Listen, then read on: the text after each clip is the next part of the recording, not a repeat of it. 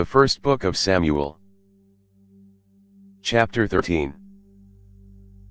Saul was 30 years old when he became king, and he reigned over Israel 42 years.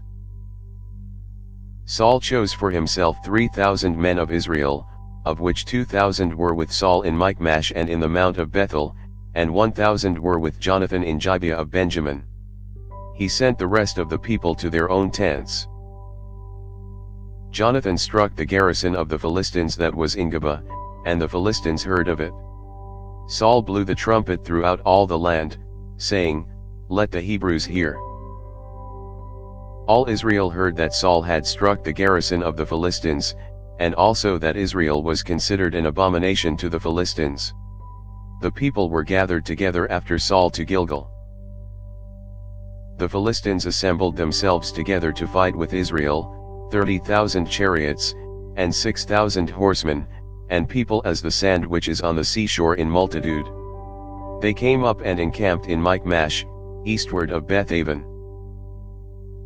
When the men of Israel saw that they were in trouble, for the people were distressed, then the people hid themselves in caves, in thickets, in rocks, in tombs, and in pits.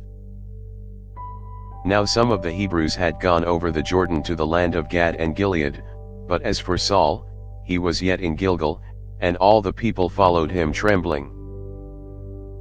He stayed 7 days, according to the time set by Samuel, but Samuel didn't come to Gilgal, and the people were scattering from him. Saul said, "Bring the burnt offering to me here, and the peace offerings." He offered the burnt offering. It came to pass that as soon as he had finished offering the burnt offering, behold, Samuel came, and Saul went out to meet him, that he might greet him. Samuel said, "What have you done?" Saul said, "Because I saw that the people were scattered from me, and that you didn't come within the days appointed, and that the Philistines assembled themselves together at Michmash. Therefore I said, now the Philistines will come down on me to Gilgal, and I haven't entreated the favor of Yahweh. I forced myself therefore, and offered the burnt offering." Samuel said to Saul, "You have done foolishly. You have not kept the commandment of Yahweh your God, which he commanded you, for now Yahweh would have established your kingdom on Israel forever. But now your kingdom will not continue.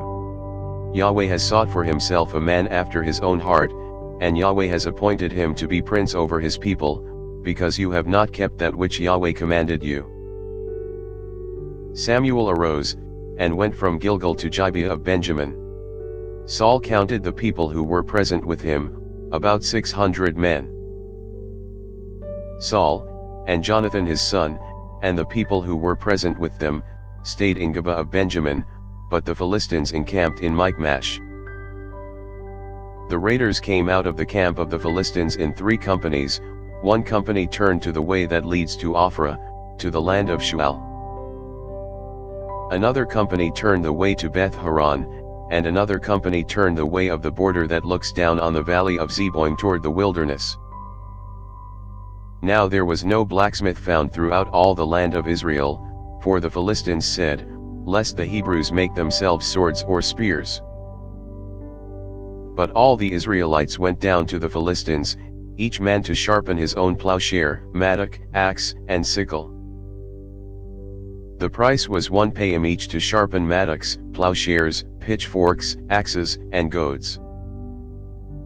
So it came to pass in the day of battle, that neither sword nor spear was found in the hand of any of the people who were with Saul and Jonathan, but Saul and Jonathan his son had them.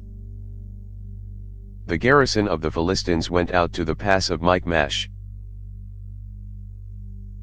Thanks for listening. If you liked our video, give us a thumbs up and subscribe, it really helps.